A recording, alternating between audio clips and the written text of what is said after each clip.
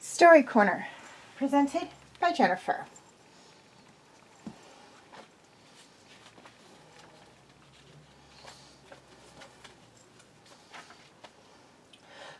Who was the real embezzler?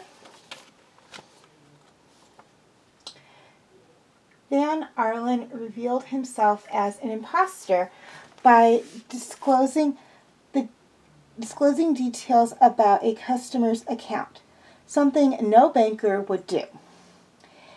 Having access, he'd altered the books when setting up the new system, transferring $100,000 to an offshore account. Confronted, he transferred the money back. Okay, so for those of you who followed the clues and deduced correctly, very good job. For those of you who didn't, well, we have another mystery coming up right now and a chance for you to follow the clues and select the correct perpetrator. The Art of the Steal.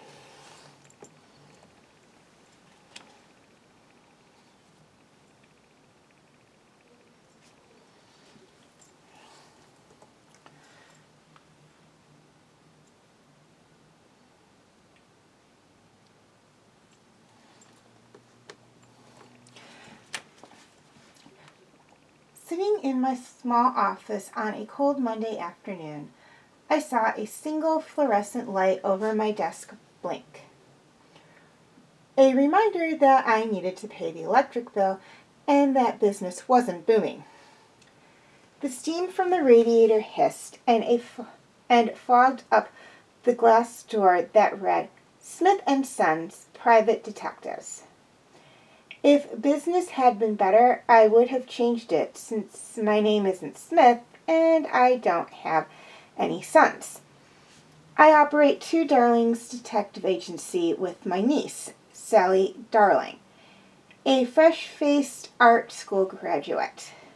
Sally was sitting at her desk spinning the hard-boiled egg that she had brought for lunch. Yep, business was slow. Then opportunity walked in.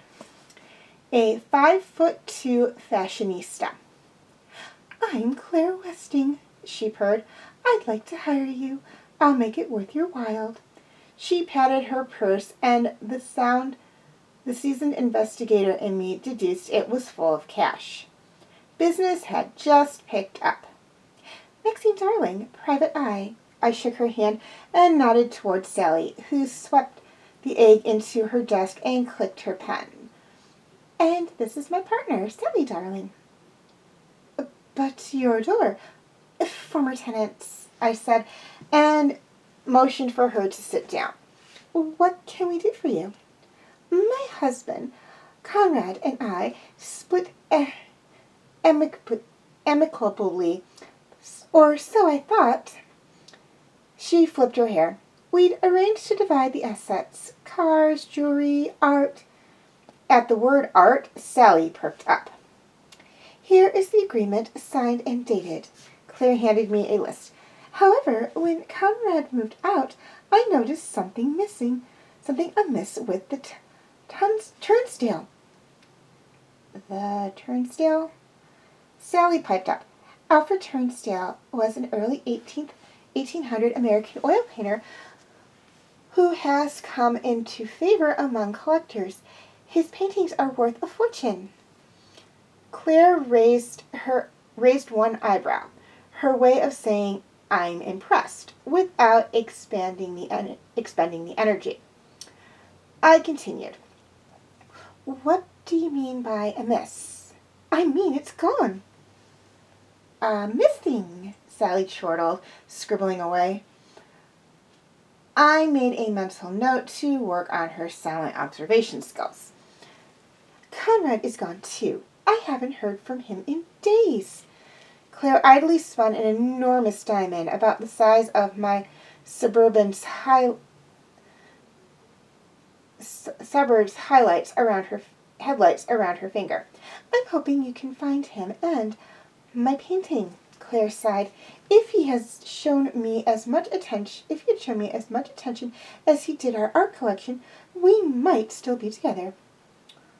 We'll see what we can find out, I said, negotiating our fee. Within hours, we had an address as the credit card trail was still hot and led to a luxury hotel. Conrad answered the door in a silk smoking jacket. Women investigators, how charming. I showed him the notarized list. We're here for Clarice Turnstile. I sent Clara a certified letter from the post office yesterday, notifying her that I removed it to get it cleaned, something she never did. It's part of a valuable collection, you know. He retrieved the painting and gave it to us. Take it then. That woman is insufferable. We left, and Sally couldn't wait to get her hands on the painting. She scrutinized the mute farm scene and sniffed. Oil, she says. Turning it over, she ran her fingers lightly over the worn canvas stapled to the wood frame. Phony, Sally breathed. The painting or the husband, Sally? Both. I agreed. Conrad was up to something, and Clara was down a few million. Good thing she paid us up front. Who had the darlings figured out? Tune in next time to Chain of Custody.